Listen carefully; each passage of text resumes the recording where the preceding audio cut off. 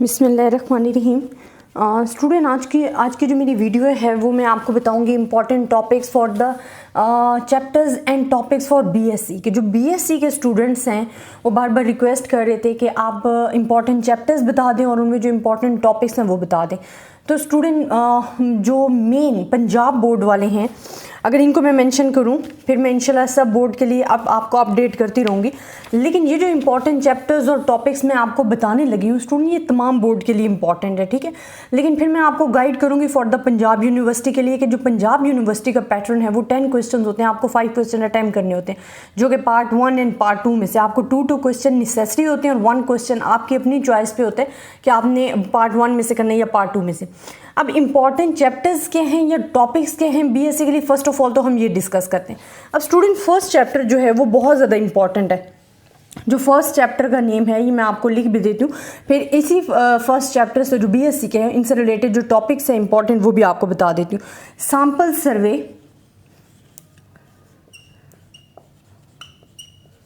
Survey and sampling distribution, sample survey and sampling distribution का जो chapter है student वो बहुत ज़्यादा इंपॉर्टेंट है। इस चैप्टर में जो इससे रिलेटेड थ्योरी है वो भी बहुत ज़्यादा इंपॉर्टेंट है, जिसमें आपके पास इसके एडवांटेजेस क्या हैं, सैम्पलिंग के, या पॉपुलेशन क्या है, सैम्पल क्या है, या सैम्पलिंग क्या है, sampling process of selecting a sample is called a sampling. तो ये चीज़ें आपने माइंड में रखनी है। फिर एक बहुत इंपॉर्टेंट टॉपिक इसमें आ जाता है जो आपने पढ़ा भी था कि इसमें probability and non probability distribution आपने माइंड में रखना है। प्रोबेबिलिटी distribution, probability and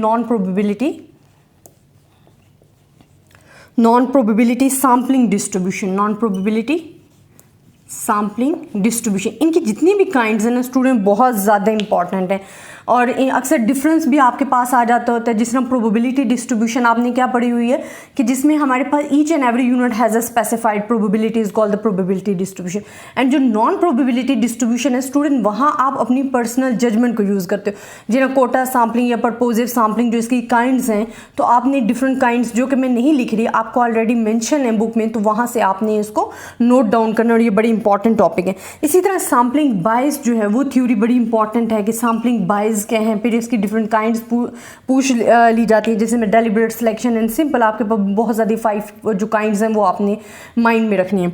इसी तरह आपको पता होना चाहिए कि हमारे पास सैम्पलिंग सर्वे या सैम्पलिंग डिज़ाइन क्या है, सैम्पलिंग सर्वे एंड डिज़ाइन क्या है, ठीक है, ये आपको पता होने चाहिए। इनके जो मेन ऑब्जेक्टिव्स हैं वो आपको पता होने चाहिए। अच्छा स्टूडेंट अगर क्वेश्चन की बात, ये तो थ्योरी है ना, थ्योरी इस चैप्टर की सारी बहुत इंपॉर्टेंट है, आपके एग्जाम से रिलेटेड है और बहुत ज़्यादा इंपॉर्टेंट है। उसमें अक्सर कंपैरिजन आ जाता है, जिस तरह अक्सर आपसे पूछ लिया जाता है कि what is the difference between the stratified sampling and cluster sampling. तो स्टूडेंट वो बहुत ही उनमें थोड़ा सा डिफरेंस है और ये आपने माइंड में रखना है और आपने इसकी जो थ्योरी है वो अच्छे तरीके से तैयार करनी। अगर मैं बात करूँगी सर्वे सैम्पलिंग या सैम्पलिंग डिस्ट्रीब्यूशन जो चैप्टर आपके पास गिवन है इसमें क्वेश्चन कहाँ से आते हैं, तो क्वेश्चन स्टूडेंट जो शेप ऑफ द डिस्ट्रीब्यूशन वाली क्वेश्चन है ना वो आपने बहुत अच्छे तरीके से तैयार करने हैं। शेप ऑफ डिस्ट्रीब्यूशन, अच्छा शेप ऑफ डिस्ट्रीब्यूशन वाले क्वेश्चन कैसे होते हैं, जहां आपको मीन भी गिवन होता है और सिग्मा भी गिवन होता है और आपने फाइंड करना होता है एटलीस्ट 1% एरिया, ठीक है। तो वो शेप ऑफ द डिस्ट्रीब्यूशन के जो क्वेश्चन हैं वो आपने वो बेशक मीन के हैं या प्रोपोर्शन के हैं वो आपने अच्छे तरीके से तैयार करने हैं। फिर हमारे पास इसमें जो सैम्पल प्रोपोर्शन है, जो sampling distribution of sample proportion के क्वेश्चन है वो भी इंपॉर्टेंट, वो आपने तैयार करने हैं। सैम्पलिंग ये मैं मेंशन भी कर देती हूँ ताकि आप लोगों को इजीली समझ आ जाए। Sampling distribution of sample proportion के जो क्वेश्चन हैं वो भी आपके पास इंपॉर्टेंट है और उसको भी आपने माइंड, और इनमें भी जो शेप ऑफ द डिस्ट्रीब्यूशन वाले हैं अगेन बता रही हूँ बहुत ज़्यादा ज़रूरी है। अच्छा स्टूडेंट ये आप माइंड में रखो कि जो पंजाब यूनिवर्सिटी वाले हैं मैं थोड़ा सा उनको भी गाइड करती जाती हूँ कि जो सैम्पल सर्वे या सैम्पलिंग डिस्ट्रीब्यूशन है इसमें से 2 क्वेश्चन आपके नेसेसरी आते हैं और मैं अगेन एंड अगेन आपको एक बात कहूँगी कि 5 ईयर्स पेपर्स जो हैं वो इंपॉर्टेंट चैप्टर्स एंड टॉपिक्स उसमें अक्सर क्वेश्चन भी रिपीट हो रहे होते हैं, तो हमने 5 ईयर्स पेपर अच्छे तरीके से तैयार करने हैं। तो इसमें से आपके 2 क्वेश्चन आ रहे होते हैं, पार्ट ए जो है उसमें भी 5 क्वेश्चन होते हैं, पार्ट बी में भी 5 क्वेश्चन होते हैं। इस चैप्टर में से आपके 2 क्वेश्चन नेसेसरी होते हैं जो कि आते हैं आपके एग्जाम में। अगर आपको अच्छे तरीके से ये चैप्टर तैयार है तो आप इजीली अटेम्प्ट कर सकते हो और वो आपकी बुक से रिलेटेड ही होते हैं, ना कि आपको आउट ऑफ कोर्स दिए जा रहे होते हैं। अच्छा, सेकंड चैप्टर आप वो भी इम्पॉर्टेंट है, सेकंड चैप्टर भी आपने तैयार करना है। मैं आपको मोस्ट इंपॉर्टेंट चैप्टर्स बताऊंगी, सारी बुक नहीं बता रही हूँ, कि जो आप चैप्टर तैयार करो अपने एग्जाम्स के लिए और आपको इंशाल्लाह वहाँ से 80 to 90% मार्क्स आप ले सकते हो। और अगर अच्छे तरीके से तैयार हैं तो मेरी तरफ से इंशाल्लाह 100% ले सकते हो, ये मुझे गारंटी है इस चीज़ की। क्योंकि मार्क्स आपने जो है, अगर अच्छे तरीके से चैप्टर्स आपने तैयार किए हुए हैं और आपको क्वेश्चंस पता है कहाँ कहाँ से आने हैं, तो अगर आप अच्छे तरीके से वो चैप्टर्स तैयार कर लेते हो तो आई होप आप अच्छे मार्क्स ले सकते हो। सेकेंड चैप्टर जो स्टूडेंट हमारे पास है, statistical inferences, statistical inferences and estimation, ये चैप्टर भी आपने अच्छे तरीके से तैयार करना है। अब इस चैप्टर में एक थ्योरी आती है जो कि मुझे बहुत इंपॉर्टेंट लगती है और वो एग्जाम्स में आती है, criteria for good point estimator, criteria for good point estimate. अब इसमें जो 4 क्राइटेरिया ना स्टूडेंट, वो मोस्ट इंपॉर्टेंट है, जिसमें आपके पास क्या आ जाते हैं 4 क्राइटेरिया। मैं आपको ज़रा मेंशन कर देती हूँ ताकि आप इजीली उस चीज़ को पिक कर सको। जिसमें हमारे पास आता है अनबाइजनेस, अनबाइजनेस को आपने चेक करना होता है। इसी तरह आपने कंसिस्टेंसी को चेक करना होता है, देन आपने एफिशिएंसी चेक करनी होती है, and last one is sufficiency. ये 4 क्राइटेरिया हैं जो कि आपने अच्छे तरीके से तैयार करनी है। अक्सर तो आपसे मेजॉरिटी आपसे यही फुल पूछा जाता है कि criteria for the good point estimate के, वो आपसे मेजॉरिटी फुल पूछा जाता है। लेकिन अगर आपसे फुल नहीं भी पूछा गया तो अक्सर अनबाइजनेस के, कंसिस्टेंट, एफिशिएंसी या सफिशेंसी के बारे में पूछ लिया जाता है, तो ये आपने अच्छे तरीके से तैयार करना है। और इसमें जो क्वेश्चन है कॉन्फिडेंस इंटरवल के, वो आपने अच्छे तरीके से तैयार करने हैं, कॉन्फिडेंस इंटरवल। अब जो कॉन्फिडेंस इंटरवल है उसमें क्या आ जाते हैं, डिफरेंस ऑफ मीन्स वाले आ रहे हैं, ठीक है, मीन वाले हैं, डिफरेंस ऑफ मीन्स हैं, प्रोपोर्शन वाले हैं, डिफरेंस ऑफ प्रोपोर्शन हैं। तो ये आपने अच्छे तरीके से कॉन्फिडेंस इंटरवल इसमें तैयार करना है, क्योंकि यही एक चैप्टर है स्टैटिस्टिकल इन्फ्रेंसेस एंड एस्टिमेशन जिसमें आपको कॉन्फिडेंस इंटरवल गिवन है। फिर मैं आपको बताऊँ, और इसमें स्टूडेंट आपका एक क्वेश्चन आता है, इस जो चैप्टर है इसमें से एक क्वेश्चन आता है। तो ऑलरेडी आपके जो पार्ट 1 में जो आपको गिवन होते हैं 5 क्वेश्चन, उनमें से 3 क्वेश्चन तो आप ऑलरेडी कवर कर चुके हो। अगर आप फर्स्ट 2 चैप्टर तैयार कर लेते हो तो ये आपके लिए बहुत ही इंपॉर्टेंट है। अच्छा, नेक्स्ट मैं आपको चैप्टर बताती हूँ जो आपने तैयार करना है, थर्ड चैप्टर GNT डिस्ट्रीब्यूशन में से आपका क्वेश्चन आता है, इसी पार्ट 1 में से। तो अगर आपको ये चैप्टर मुश्किल लग रहा है, ठीक है, तो आप ये चैप्टर भी तैयार कर सकते हो। ये बड़ा ही अच्छा चैप्टर है और इजी चैप्टर है, इसमें मुश्किल कोई नहीं है। ये हमारे पास है statistical inferences and testing hypothesis, statistical inferences and hypothesis testing. अच्छा स्टूडेंट, ये भी बहुत, और ये जी डिस्ट्रीब्यूशन के लिए यूज़ हो रहा है ये चैप्टर जो है ना, इसमें हमारे पास जी डिस्ट्रीब्यूशन है, ठीक है। ये आपने अच्छे तरीके से तैयार करना है। इसमें अगर आपने थ्योरी पे मेन फोकस करना है तो वो आपके पास जो इंपॉर्टेंट टॉपिक है, आप कह सकते हो नल एंड अल्टरनेटिव, हमारे पास क्या होते हैं हाइपोथेसिस, या आपने माइंड में रखना है, अक्सर इनका कंपैरिजन पूछ लिया जाता है। सेकेंड आपने रखना है सिंपल एंड कंपोजिट हाइपोथेसिस का, अक्सर आपसे पूछ लिया जाता है सिंपल एंड कंपोजिट हाइपोथेसिस। अक्सर आपका कम्बिनेशन या डिफरेंस इसमें पूछ लिया जाता है, और आपसे टाइप 1 एंड टाइप 2 एरर के बारे में पूछ लिया जाता है, टाइप 1 एंड टाइप 2 एरर के बारे में आपसे पूछ लिया जाता है। तो ये थ्योरी आपने तैयार करनी है। अच्छा, अब इसमें स्टूडेंट आपके पास आ जाते हैं, ये तो जी चैप्टर है, इससे एक क्वेश्चन इसमें से आता है, एक क्वेश्चन आपके पास आ रहा होता है टी डिस्ट्रीब्यूशन का। मतलब अक्सर ऐसे होता है कि आप पार्ट 1 एंड पार्ट 2 आपको गिवन होते हैं, तो एक क्वेश्चन आपको GNT। अच्छा, ये जो क्वेश्चन आ रहा होता है ना वो इन 2 चैप्टर्स में, क्योंकि आपको स्टूडेंट पता है कि GNT डिस्ट्रीब्यूशन में जो डिफरेंस है वो बहुत ज़्यादा लेस है, बहुत थोड़ा सा डिफरेंस है अगर आपको पता हो। तो इस वजह से हमने ये दोनों चैप्टर्स तैयार रखने हैं कि आपको नहीं पता कि क्या आपका क्वेश्चन जी डिस्ट्रीब्यूशन में से आता है या टी डिस्ट्रीब्यूशन में आता है, तो आपको ये दोनों चैप्टर्स तैयार रखने, क्योंकि डिफरेंस थोड़ा सा है कि अगर हमारे पास सिग्मा अननोन है, डिफरेंस क्या होता है कि सिग्मा अगर अननोन है, सिग्मा अननोन है और n ग्रेटर देन 30 है, तो आपने क्या लगाना है, जी डिस्ट्रीब्यूशन लगानी है, जी डिस्ट्रीब्यूशन। लेकिन अगर आपके पास सिग्मा अननोन है, आपको मालूम नहीं है, और आपके पास n लेस देन 30 है, तो आपने टी डिस्ट्रीब्यूशन लगानी है। तो ये जो क्वेश्चन आता है, एक क्वेश्चन ये इन दोनों चैप्टर्स में से आता है, वो आपको नहीं पता होता कि क्या वो क्वेश्चन आपका टी डिस्ट्रीब्यूशन में से है या जी डिस्ट्रीब्यूशन है।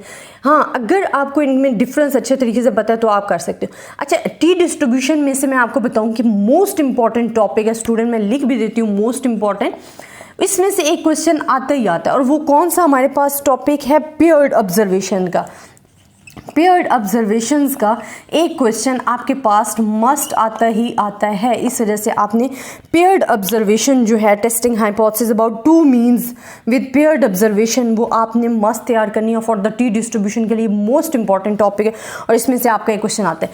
अगर आप ये तैयार कर लेते हो आपके यहाँ से भी 2 क्वेश्चन आ जाएंगे, इट्स मीन आपके 5 क्वेश्चन, यहाँ से भी 1 क्वेश्चन आई थिंक आता है, तो ये आपके पास 4 क्वेश्चन पूरे हो जाते हैं एफ डिस्ट्रीब्यूशन। क्योंकि आपके पास पार्ट 1 में 4 क्वेश्चन पूरे हो जाते हैं तो आपको एक्स्ट्रा चैप्टर्स करने की ज़रूरत नहीं है। आपको ये 3 और 4 चैप्टर्स जो हैं अगर अच्छे तरीके से आपने तैयार किए हुए, ये चैप्टर्स हैं 2, ये तो बिल्कुल रिलेटेड हैं एक दूसरे से, सिर्फ डिफरेंस इनमें यही आता है, बाकी इनमें फार्मूलाज भी सेम है। तो आपने ये 3 चैप्टर्स अच्छे तरीके से तैयार कर लेते हो तो आप पार्ट 1 में से 4 क्वेश्चन ईजिली अटैम्प्ट कर सकते हो। हालांकि आपको टोटल 5 क्वेश्चन करने होते हैं जो ओवरऑल पेपर में से, लेकिन आप अगर ये 3 चैप्टर तैयार कर लेते हो तो आप एक पार्ट में से 4 क्वेश्चन अटैम्प्ट कर सकते हो। देन हमारे पास आ जाता है पार्ट बी। अब स्टूडेंट पार्ट बी जो है वो ज़रा स्टूडेंट्स के लिए डिफ़िकल्ट लग रहा होता है कि इसमें चैप्टर्स ज़रा क्रिटिकल आ जाते हैं, तो मैं आपको मशवरा दूंगी कि इसमें आपने सबसे पहले जो चैप्टर तैयार करना है वो multiple regression and correlation. Short chapter है और ईजी है, मल्टीपल रिग्रेशन एंड कोरिलेशन, और ये चैप्टर आपके पार्ट 1 की जो बुक है उसमें मौजूद है, ठीक है। और इसमें से जो स्टूडेंट आपके पास क्वेश्चन आते हैं ना वो अक्सर पूछ लिया जाता है रिग्रेशन की इक्वेशन या कोरिलेशन, या आपके पास स्टैंडर्ड एरर आ जाता है। तो ये जो क्वेश्चन हैं ये आते हैं मल्टीपल रिग्रेशन एंड कोरिलेशन में से। इनमें अक्सर इक्वेशंस पूछी जाती हैं, मेजॉरिटी जो आपके पास क्वेश्चन आते हैं वो इक्वेशंस के। अब इक्वेशंस में भी डिफरेंट आपके पास टाइप्स होती हैं सॉल्व करने के, इसके फार्मूलाज हैं, वो फार्मूलाज आपने याद रखने हैं इस चैप्टर के लिए। अगर आप ये चैप्टर तैयार कर लेते हो, ये बी पार्ट का फर्स्ट चैप्टर मैं आपको बता रही हूँ, तो एक क्वेश्चन आपका यहाँ से आता है। ये एक क्वेश्चन पार्ट बी का जो है, मैं आपको पार्ट बी का बता रही हूँ कि पार्ट बी के लिए एक क्वेश्चन आप इजीली अटेम्प्ट कर सकते हो। अच्छा, ये part A and part B, अक्सर ये होता है कि पार्ट ए जो है आपको इस चैप्टर में से गिवन होता है और जो पार्ट बी है वो आपको गिवन होता है जी चैप्टर आपके पास है पार्ट बी की बुक में टेस्टिंग इन्फ्रेंसेस इन रिग्रेशन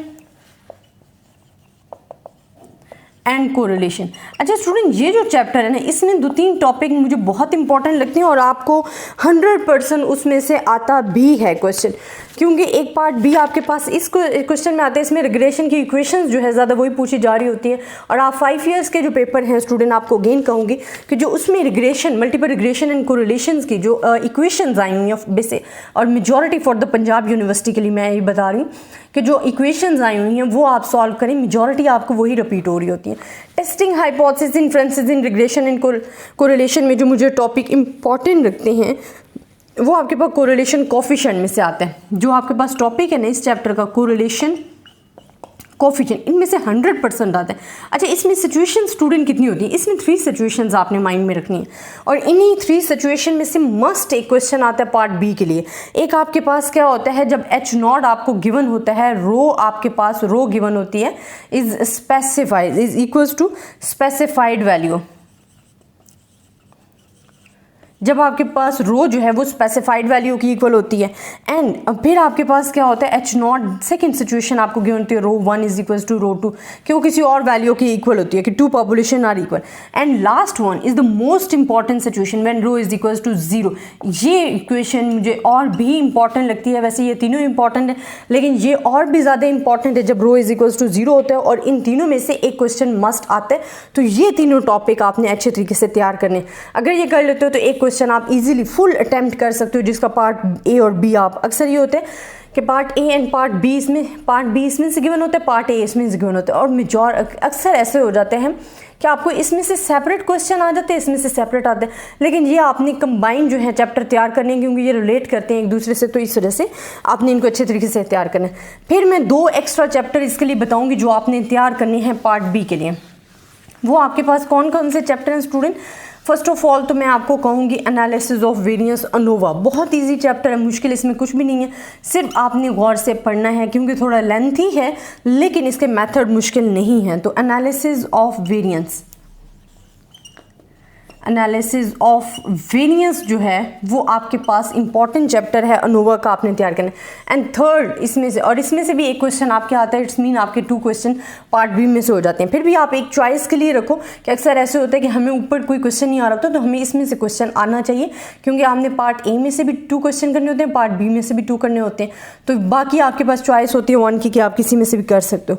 तो आपने काई स्क्वायर का जो चैप्टर है वो भी तैयार करना है, वो भी मुश्किल नहीं है, सिर्फ उसके क्वेश्चन लेंथी होती है। काई स्क्वायर डिस्ट्रीब्यूशन, तो ये भी आपने तैयार करने हैं। अच्छा, इसमें जो इंपॉर्टेंट टॉपिक मुझे लगते हैं जो पर, और इनमें से मस्ट आते हैं क्वेश्चन, आप 5 ईयर पेपर भी बार बार आपको कह रही हूँ उठा के देखें, करें उसको सॉल्व, अक्सर वही क्वेश्चन रिपीट हो रहे होते हैं। Persian chi square test for goodness of fit, for goodness of fit, जिसमें हम बाइनोमियल डिस्ट्रीब्यूशन यूज़ करके लगा रहे होते हैं, पॉइसन डिस्ट्रीब्यूशन यूज़ करके लगा रहे होते हैं, नॉर्मल डिस्ट्रीब्यूशन को यूज़ करके लगा रहे होते हैं। तो काई स्क्वायर डिस्ट्रीब्यूशन में ये जो टॉपिक है ये आपके लिए मोस्ट इंपॉर्टेंट है। अगर आप ये अटैम्प्ट करते हो तो आपके पास एक और क्वेश्चन आ जाएगा, इट्स मीन 3 क्वेश्चन, यहाँ से 4 क्वेश्चन, तो आपके पास टोटल 10 क्वेश्चन होते हैं। अगर उसमें से आपने 5 क्वेश्चन करने होते हैं 7 क्वेश्चन के, तो ऑलरेडी आप ये 5 से 6 चैप्टर करके तैयारी कर लेते हो। तो स्टूडेंट ये मोस्ट इंपॉर्टेंट टॉपिक, आपको चैप्टर्स बताएं, टॉपिक और चैप्टर, और आपके पेपर से रिलेटेड बताएं। आई होप आपको समझ में आए होंगे। अगर आप ये चैप्टर्स अच्छे तरीके से तैयार कर लेते हैं तो आई थिंक आप अच्छे तरीके से अपना पेपर जो है वो अटैम्प्ट कर सकते हैं। अगर आपको फिर भी किसी किस्म की भी कन्फ्यूजन आप मुझसे डिस्कस कर सकते हैं। मैं इंशाल्लाह इंपॉर्टेंट टॉपिक तमाम बोर्ड्स के लिए बताऊंगी, और पंजाब बोर्ड के लिए फिर अगलैदा से मैं स्पेसिफिक टॉपिक्स बताऊंगी। सरगोदा बोर्ड के लिए भावलपुर यूनिवर्सिटी जो है, बहाउद्दीन ज़िक्रिया यूनिवर्सिटी, ये जितनी भी यूनिवर्सिटीज़ हैं जो मेरे नॉलेज में है इंशाल्लाह, तो मैं उनसे इंपॉर्टेंट टॉपिक, उनका पेपर का पैटर्न इंशाल्लाह आपसे नेक्स्ट लेक्चर्स में डिस्कस करूंगी। अपनी दुआ में याद रखिएगा। अल्लाह हाफिज़।